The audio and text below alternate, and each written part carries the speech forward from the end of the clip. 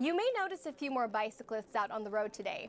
It is National Bike to Work Day, and cyclists across the Bay Area are using pedal power to get around. You might not notice that this bike has lights, but with a click of a button, you'll see that the lights are inside the fork. They're easy to see, but hard to steal. When firefighters arrived on scene, they had a hard time entering the house. It'll take about 2 years to implement the new charge. If you don't want to pay, you could head over to Vermont Street, which is actually more crooked than Lombard. In the mid-1950s, Walt Disney sent one of his key Imagineers to study the Winchester House. The zoo is preparing for another holiday-themed event next month. It's called Zoo Lights. Barricades have been put in place to prevent people from walking onto unstable ground. Not all runoff gets into water treatment facilities.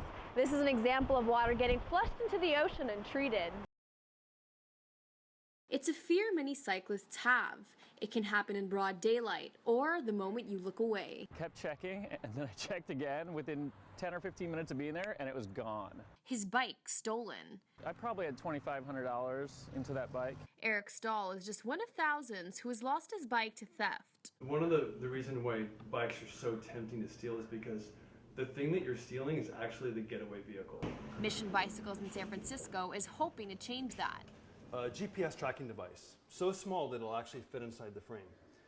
And that is going to enable us to pull out our phone at any time and see where our bike is located should we be separated. Mission Bicycle's price range starts from around $800. They're not only innovative with the security design of their bikes, but with the appearance and safety elements as well, like these lights. They not only look good, but can help enhance safety on the road at night. You might not notice that this bike has lights, but with a click of a button, you'll see that the lights are inside the fork. They're easy to see, but hard to steal. If your bike does get stolen and you have the ability to track it, what should you do next? If there's a way for you to track your property and provide that opportunity for us to get the item back, we would love to do that. And it's much safer for the police to facilitate that transaction instead of you going after someone who had just committed a crime. SFPD says bike theft has increased over the years. Because it's such a common method of transportation for many people, and people leave their bikes unattended outside when they go inside a shop or something like that, it leaves an opportunity for criminals to capitalize on it. If you ride your bike to San Francisco, make sure you check the log twice. From San Francisco, I'm Chloe Ortega, State of Events.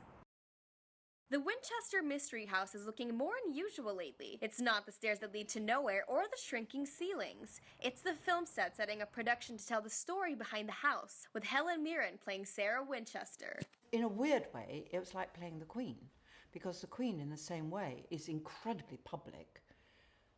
But in the essence of her, we don't actually kind of really know who she is.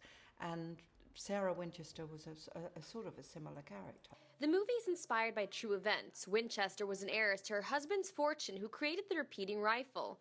After her husband and child's sudden deaths, she threw herself into expanding her home. She was haunted by the ghosts and the spirits that died at the hands of the Winchester rifle.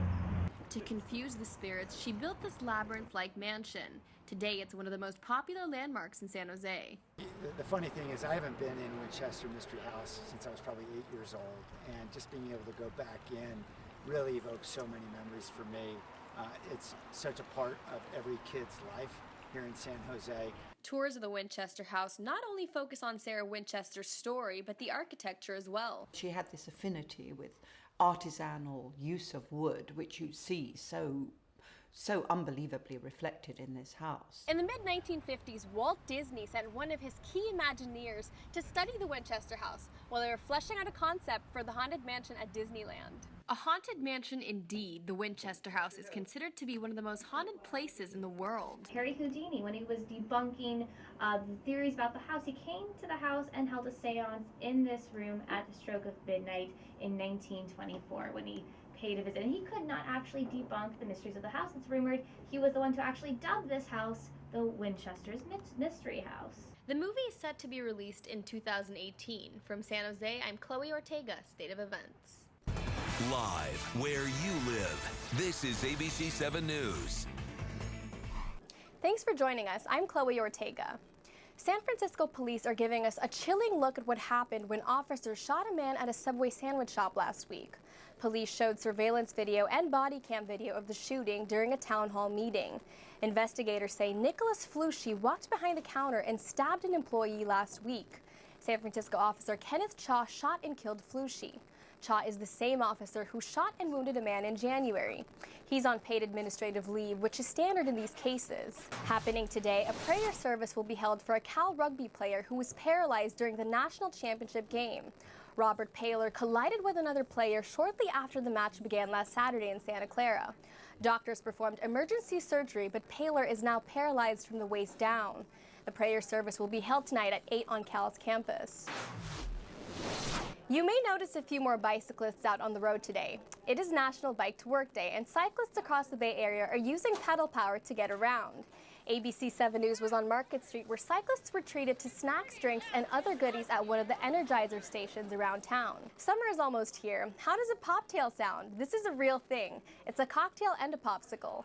A New York-based company called Fruitapop has come up with these frosty tubes for adults only. They cost about $4 to $5 a piece. The idea for these boozy pops came from a bar in Florida. They were a real hit there and have now gone national. From all of us here at ABC 7 News, thanks for joining us. Our next newscast is at 4 p.m. Have a great day.